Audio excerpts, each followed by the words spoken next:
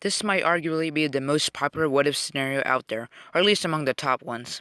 What if America had lost a Revolutionary War? First of all, this isn't far off as you might originally be led to believe. The Americans were a ragged group of mostly volunteers that were up against the world superpower at the time. So, how in the world did they manage to win?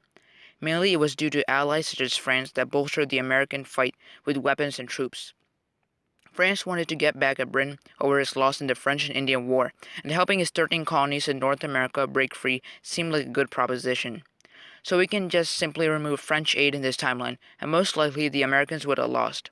You see, the Americans were trying to fight a war of attrition against the British, or get foreign aid, and if neither of these worked, and the Continental Army was crushed at a major battle, the American will for independence will likely falter. You see, loyalists were a large part of the population, so contrary to popular belief, it's not as if the entire public were fighting to get rid of King George. After the king crushed the mutiny, what would he do next?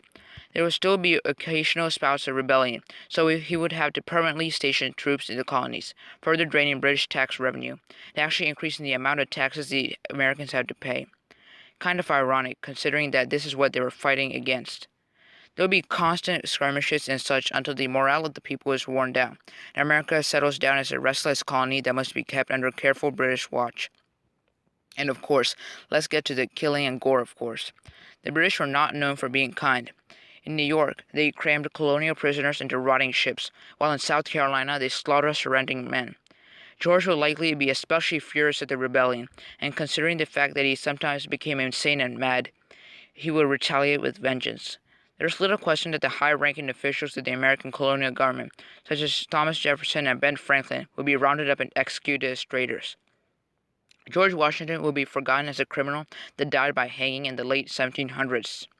The Americans that raised arms will likely either be jailed or subjected to some kind of punishment. In short, the American colonies would not have a bright future.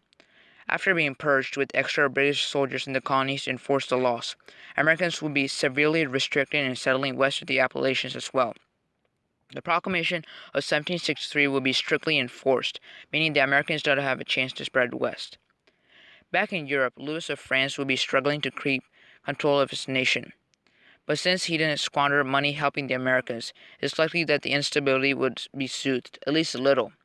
In our timeline, he had to call the Estates General to discuss raising taxes after the debt amassed in the French and Indian War and the Revolutionary War.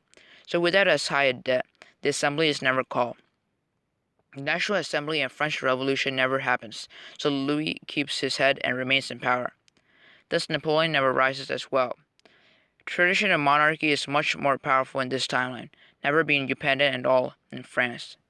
A widespread softening of the monarchy never takes place, and most likely the power of monarchies will remain mostly unchanged until the 20th century at the very least.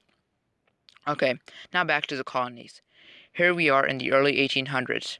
The American colonies would actually be kind of a burden on the British, who had to pay for the upkeep and soldiers in the colonies. The British would place higher taxes and likely seize some land in response.